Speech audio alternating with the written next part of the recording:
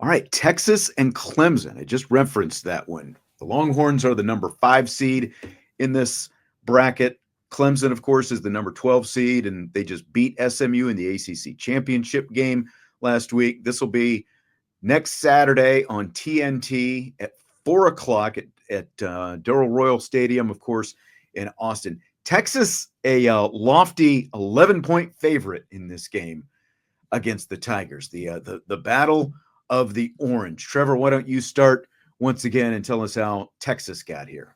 Yeah, I think Texas has been one of the more controversial teams of the season. There's a lot of people that talk about, Ohio State lost to Michigan that final week. Notre Dame lost to Northern Illinois. IU hasn't beat anybody. I mean, Texas is right smack dab in the middle of that conversation, man. I really believe so. So Texas started out their season 6-0, and it included in week 2 a really dominant victory over Michigan in the Big House, 31-12. And I think that could have been a lot worse. I think Sark called off the dogs in that one. I do. Mm-hmm. And then the week before the Georgia game, they dominated Oklahoma in the Red River. Now, Oklahoma for the rest of the season really didn't impress that many people, but after Texas beat them 34-3, that victory might have looked a little bit different in some people's eyes after what Oklahoma did to Alabama. Not saying that it moved up people's ranks and, hey, Texas decimated Oklahoma, but I think it adds a little bit more context to that win after what Oklahoma did to the Crimson Tide in Norman. And then the week later, they lost to Georgia at home 30-15. And Bryan, we talked about it at the time when we were prepping that game. It kind of just came down to who was the more battle-tested team. Georgia at that point had already played Alabama. They'd already played Clemson.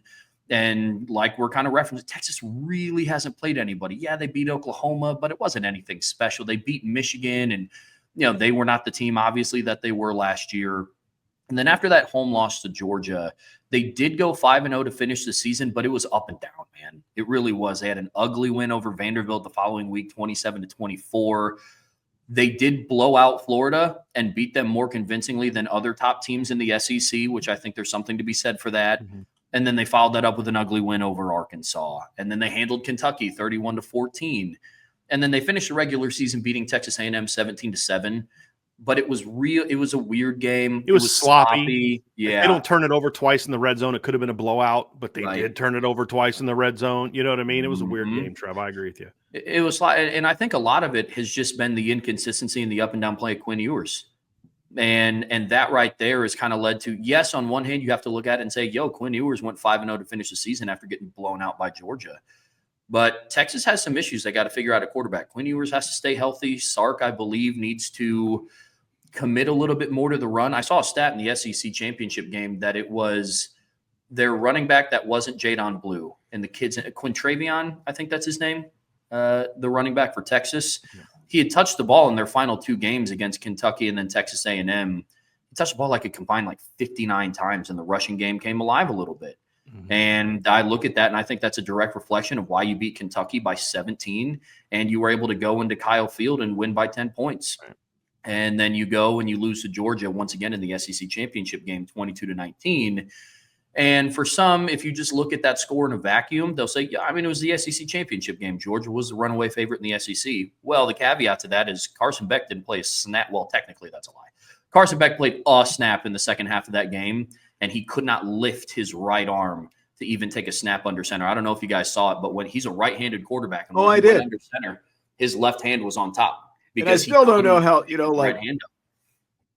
Yeah. Does Georgia not have a third-string quarterback? They just going to run on the play to hand it off for one game? They have Bobo's kid. They have Jaden Rashada. I mean, it was weird. And what's even funnier about that, if you go back and look at that play, they were on the 2-yard line, and Texas's linebackers were standing in the middle of the end zone, as if they really thought Carson Beck was going to come in and pass.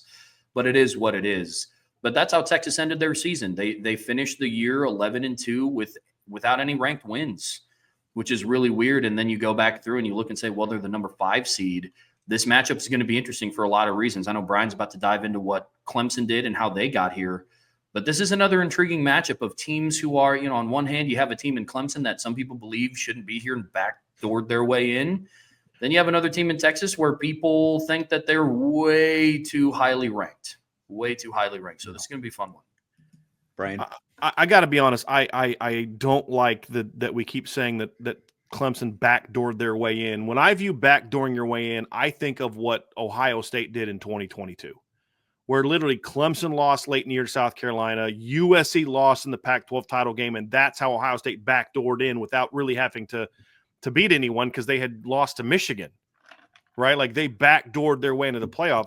Clemson earned their way in because they won their league championship, right? They had to win it on the field, right? I understand what you're saying, Trevor, but like they had to win on the field. Having said that, they aren't sniffing the playoffs if there's not an automatic bid being given. So I understand where you're coming from, but I just think I don't know that that's the adjective that I would use. They benefited from a 12-team playoff having automatic bids to league champions, and they also benefited from having one of the softest ACC schedules that there was. Now, that's kind of what we talk about. When you talk about how Clemson got here, opening win against Georgia. They backdoored their way into the ACC championship. There you go. Yes, that you could argue.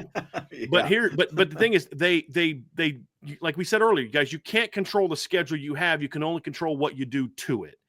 And when you look at Georgia, the Georgia game was 6-0 at halftime. They had guys getting open, but Cade Klubnik just played terrible football. Georgia ran that one the next week.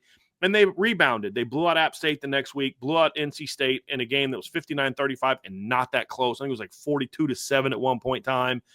Blew out Stanford, beat Florida State convincingly, although it was a sloppy, convincing win. Blew out Wake Forest, blew out Virginia, another game, 48-31 that wasn't that close. Virginia scored twice late. Blew out, beat a scrappy Virginia Tech team on the road by 10. Blew out Citadel. And then there's 3 other games that you look at and say, okay, none of those teams, what do all those teams have in common? They have a 500 or worse record. Here's who Georgia played this season that had a record of over 500 on the season. They lost 34-3 to Georgia. They got blown out at home by Louisville, 33-21. Game was not that close. Clemson scored late to make it even that. They beat Pitt 24-20 in a game that they had to walk off or not a walk off. They had Cade Klubnik had a long rushing touchdown with about less than a minute to go, I believe, right, Trevor? Is when he had that long touchdown run. And then they got beat by South Carolina in a game that was a hard-fought game, but they blew it at the end. They couldn't stop them at the end. And a big reason why Clemson has not been the team I think that they should be, a lot of people want to point to Cade Klubnik, and I actually don't think Cade Klubnik's the problem. I think Cade Klubnik's been a pretty good football player this year. That kid has 3,300 passing yards. He's thrown 33 touchdowns. He's only thrown 5 interceptions. He's rushed for 458 yards and 7 touchdowns. That kid has accounted for 40 touchdowns. The concern for me is they have not been a team in the trenches that they should be. Right. Their offensive line is not as good as it should be. And their defensive line, with all those highly ranked players and how well they played late last season, has not been what it needs to be. If you talk about some things that Coach Sweeney needs to fix in the offseason, he's got to fix his defense. And when you look late in the year, they gave up 350 passing yards to Pitt. They gave up 304 passing yards to SMU. If that game goes to overtime, they're done. They were not going to beat SMU in overtime, in my opinion. They're fortunate they caught that big special teams break at the end of the game. They got, Virginia threw on them pretty effectively. They've had a lot of teams, Georgia in the second half ripped them apart. You look at their total defense this season, guys, and it just down the stretch, they gave up over 5 yards a play in each of their last 4 games. And in 6 of their last 7 games, the only team they held under 5 was Virginia Tech. They've given up over 6 yards a game 4 times this season. Actually, 1, 2, 3, 4 times this season. They're just not the same team defensively. And I say all the time, football is a game of matchups. Clemson's not a great pass rushing team, and they don't have a great secondary. That is the worst thing that you can have about your football team when you're about to play Texas. Because what Texas has done is to teams that can't rush the quarterback and can't cover the pass, they slaughter. If you're going to beat Texas, it's because you are big, physical, and you kick their butts in the trenches. Because, Trev, you nailed it. And we can kind of transition into the matchup part of it, of the discussion, guys, is Georgia is a bad matchup for Texas. Right. They are, because they're big and they're physical. And Coach Sarkisian, for all his brilliance, coached scared in that game. And when you look at, like you had mentioned with Contravion Wisner, Trevor, is like you look at late in the season, their offense was at its best when they were balanced and they were letting him get the football and he was carrying the football. I mean, the last 2 games of the regular season, he goes for $156 on 26 carries against Kentucky, and he goes for $186 on 33 carries against Texas A&M. he carried the ball 19 times against Georgia, but a lot of it was this way. And Georgia was just blowing him off the line. Now, look, not having Kelvin Banks, a first-team All-American left tackle, is a huge part of that. He got knocked out. He got hurt against A&M and didn't play against Georgia. That's a big part of it. He should be back for this game. But I just think this is a bad matchup for Texas or for Clemson. And the other part of it is Clemson's a team that throws the like, really? After all you just said, this is a bad matchup. I know. It's like, hold it. What's in your mug there, Drisk? Are you a little something in there? It's a bad matchup for Clemson because on the other side of the ball, Clemson wants to throw the ball around, and they have not been able to get Phil Mafah going against some of the better teams in their schedule. And that's a big part of it. And Texas has one of the best pass defenses in college football. Statistically, and then Jahdae Barron, was first-team All-American, their stud corner. Andrew Makuba, who I thought was going to be out for the first half of this game when they threw that late targeting flag at the end of that game, but they ended up overturning that, so they'll have him for the game. I think this is just a really bad matchup for Clemson. And, guys, football is so much about matchups. It's, well, how did this team beat that team and that team beat that team, but then that team beat that team? It doesn't make any sense because it's not about that. It's about matchups. And Clemson is not good in the areas where you need to be good to give Texas problems. And so I think Texas is really just dominates all the matchups. What Clemson tries to do best is what Texas does best. But the difference between this and then the Indiana Notre Dame game is Clemson's not really all that good at that overall. I think Clemson's offense next year is going to be nasty because they've got a lot of very young receivers that now have a year of experience under their belt. And I think if they're able to be patient and continue to grow the offense, I mean, Antonio Williams is only a sophomore. Bryant Wesco's a freshman. TJ Moore's a freshman. Cole Turner's a redshirt sophomore. Like, they're a very young team in the pass game. If they can figure out the offensive line, their offense could be really good next year. They've got to find answers on defense because I just don't think they're very good defensively. And the teams that they had that won titles had elite defenses, and this team is not that. And I think Texas is going to eat them up because I just don't see how they can slow them down. The only thing that could happen, guys, and this goes back to your point, Trev, is does Quinn Ewers play well or not? Right. Because if Quinn Ewers, I mean, he can have guys open. He's going to throw the ball into the ground or sail things, do things like that. I mean, if he is on, then Clemson has no chance. The only way Clemson has a chance in this game, in my opinion, is if Quinn Ewers just throws him the ball. I mean, I just think matchup-wise, I just don't – there's nothing about this matchup that I like for Clemson against Texas. Not either. Go ahead, Trevor. Well, and Steve Sarkisian, for his genius mind, if he's as smart as what people attribute him to be, I hope he learned his lesson against Georgia and takes the lessons that he learned from the Kentucky game and the Texas A&M game and use his running backs more. Clemson ranks 92nd in the country in yards per rush allowed. They rank 73rd in the country in rushing yards per game allowed. So if you're smart and you have a quarterback that's kind of struggling right now, like, let's call it what it is. I mean, when you are a bad throw away from potentially putting in Arch Manning every single time you make a bad pass, I mean, rely on your run game. Put Texas's offense in a position where they don't need Quinn Ewers to go 25 of 33 for 300 yards and 4 touchdowns to beat a Clemson team, right? So, but I'm with you. Matchups overall across the board. Texas's defense, I mean, it's a different animal than SMU's defense. And that's not a knock on SMU. It's a different level of play. And Clemson in the second half of that game, when they had to drive down the field and when they had to put together a methodical drive, couldn't do it against SMU's defense. I don't really see that narrative changing against Texas at Texas. When Clemson was elite, they had an elite, when they were winning national championships, they had 2 elite quarterbacks, they had elite defensive lines, they had NFL wide receivers, and, they had pretty good offensive lines as well. They have none of those things right now. The quarterback is not horrible. He's been better, I think, than most people thought that he was going to be. But but the matchup specifically against this team, Texas, I just think the Texas defense is too good. And the like up front specifically, I feel like their physicality and their athleticism is going to show through. I think it's going to be a long day for Klubnik. And I just, like you said, I don't like this matchup for Clemson at all in this. Like when you look at Texas, they've given up over 20 points or more only twice this season. Once was to Georgia in the first meeting, and the other one was to Vanderbilt, which was at least a ranked team. And again, like a Vanderbilt team that over exceeded a lot of people's expectations this season. Otherwise, they have given up next to nothing against almost everybody this year. And like Clemson is where they are, again, because they were able to sneak into that ACC championship game and won a favorable matchup with SMU, barely by the time it was all said and done. But I just don't like this matchup for the Tigers at all. I agree, Sean. And the thing about Cade Klubnik is he's a good college. He's turning into a good college quarterback. He's a true junior, but he's not the type of put the team on your shoulders, put the program on your shoulders like Deshaun Watson was, like Trevor Lawrence was, and even like Taj Boyd was before Deshaun Watson. He's just not that kind of kid, and maybe he never will be, but he's definitely not that way yet. He's a kid that can really run that offense, and he can make plays with his legs. Again, he's got over 3,700 yards of total offense this year. He's got 40 touchdowns this year. He's only thrown 5 picks against a schedule that wasn't overly challenging, if we're being honest. And a lot of times when he struggled because he's getting harassed by the defense. And when you look at the Clemson run defense, Trevor, they have not been good this year. I would say the only caveat I have is most of the teams that have run on them are teams that have mobile quarterbacks or run the option, like the Citadel went for 288. They're an option team. South Carolina ran all over them. But then we watched them just get bulldozed by the offensive line of Louisville.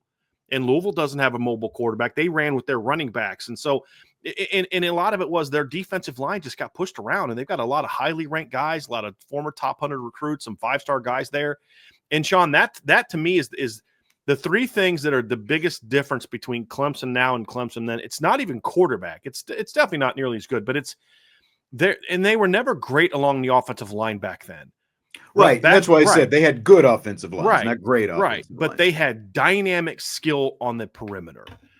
Yes. Whether it was Mike Williams, and Deion Kane and Artavius Scott and Hunter Renfrow and I think Jordan Leggett in 2016, and then you had T. Higgins and Justin Ross and Hunter Renfrow in 2018. And then at cornerback, you had 2 highly drafted players in Trayvon Mullen and AJ Terrell at cornerback in 2018. So they had legit big time skill on the perimeters, and they had elite defensive lines. Yep. And the biggest thing that's hurt them is they're not getting that same level of skill on the perimeter, and they're not getting the same defensive line. And the fact that they don't have the type of quarterback that can put the team on their shoulders is, Phil Moffa is a nice running back. He's not Travis Etienne. He's not even Wayne Gallman, in my opinion. And that's really killing them right now. It's not Cade Klubnik. It's the defensive line is not that good. It's their secondary is very vulnerable. Their best DB last year is in the NFL in Nate Wiggins, and their second best DB last year is now starting at safety for Texas. And Andrew Makuba, right? And so that's been the biggest disappointment for me this season. I really thought that defensive line with these rising sophomores and juniors that are really highly ranked, talented kids, we're going to take a jump, and they don't. And that's the area that Coach Sweeney is going to have to look at this offseason is, do we really have the right people running our defense? Yeah. And that's going to be a big thing to change. And that's why I think this Texas matchup is so bad for them. Because it's been, 4 or 5 years now since that line where all 4 guys got drafted with Dexter 18, Lawrence. right? Yeah. Gosh, 6 years? Man, has it been that long? But I mean, really, that was probably what you'd call a generational defensive line when you got that much talent up front. But they've had nowhere close to that since then. And heck, Sean, remember Dexter Lawrence got suspended for the postseason that year. Right. And Niles Pinckney steps in, and he's a really good football player. You know what I mean? But when you can lose a guy like Dexter Lawrence and still have, the other end that they had was a Clellan Ferrell was a top 5 draft pick. You know what I mean? Like they had Xavier Thomas at the time, remember, as a true freshman before he had all those injuries, was a dominant freshman. And I'm certainly drawing a blank. I'm big time drawing a blank on Christian Wilkins. Christian Wilkins is who I was drawing a blank on. Xavier Thomas is a true freshman that year at 10.5 tackles for loss. They had Isaiah Simmons on the second level. They were loaded, dude, up front, and they were really good, and they were very disruptive, and they're just not that. They haven't been that since Brent Venables left. And that's the thing that everybody talks about, the offense and this and that. And the offense is good enough to win a lot of games. The defense is the problem. That's what that crushes them, is that, Matt Luke's got to find some answers up front. I think that's going to help him, going into his second year next year with the offensive line. and he's going to have a lot of guys back, but they've got to find answers on defense. But in this matchup, like Texas is the worst matchup in my opinion. Texas and Notre Dame would have been the two worst matchups for Clemson in the first round, in my opinion. And I don't know that this game is going to be overly close, to be honest with you. All right, so let's go ahead and make our picks then before we move on to our last game of the first round. Yeah, I have Texas winning this one. I have Texas winning 31-17. And it's going to be one of those games where, yes, I know it's a 14-point game. I think it'll be one of those similar narrative to the Michigan game where, like, it's just it won't be that close when you watch it. I think when you look across the board, I think Clemson's just outmanned in a lot of ways. And if Texas is able to find a running game like they had their last two games of the regular season, it's a big if, because I am putting my faith into Steve Sarkisian committing to the run game, not, all right, playoffs, time to show you guys how smart I am. If he's able to call a good game and Wisner is able to go off, they get Jadon Blue involved in the back or in the passing game out of the backfield, and just ask Quinn Ewers to go be a game manager where he's at his best. That is when he's at his best, because we talk about Cade Klubnik not being the guy to put the team on his shoulders. Neither's Quinn Ewers. Right. At least he hasn't showed it to me yet. So if they can just get him comfortable and say, hey, listen, we don't need you to go be Superman. We need you to go play point guard, is when he's at his best. That's what he did against Michigan. Then I think it's going to be a really, really long day for Clemson. So 31-17 Texas is my prediction. You keep talking about Quinn Ewers, and I think you're absolutely spot on there. When he is on, he's really good. When he's not on, he's very average. And the reality is he's been very average their last four games. I mean, he rips up Florida, looks great against Florida, who I think was missing DJ Lagway. I think they were missing their best corner, didn't play in that game either, right? So they were missing some guys, rips them up, had some big-time throws against Vanderbilt. But then since he injured his ankle, he's averaged 5.5, 6.2, 7.8, 7.8 yards per attempt. He threw for a lot of yards against Texas. I mean, it's Georgia. And he made some big-time throws in that game, but he also had some big-time misses. But in the second half, when they needed him to make some of those clutch throws, he just missed them. He had a guy in the end zone. If he just makes a good throw on a back shoulder throw in the end zone, they win that game. They don't kick a field goal to tie it at the end. They win that game. And that's the mark of a great quarterback, is that drive right there where they tied the game instead of winning the game.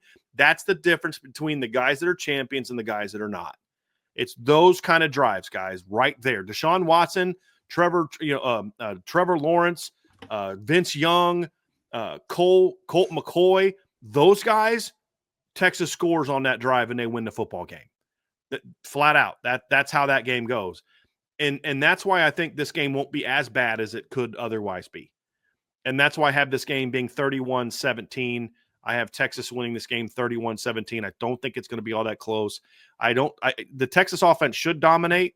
I think getting Kelvin Banks back is going to help Quinn Ewers being a little bit more confident in the pocket. But I don't think Clemson has enough in this game. And I look at Steve Sarkisian against, what's their D coordinator's name? Wes Goodwin, right? Like that's the biggest mismatch in this game. And that ultimately is going to be what determines the outcome, is that matchup right there. I originally had 35-17, but I start talking about Quinn Ewers and just what not to expect from him. And I talked myself down a few points. I originally had 35-17, but I'm going to settle in on 31-17.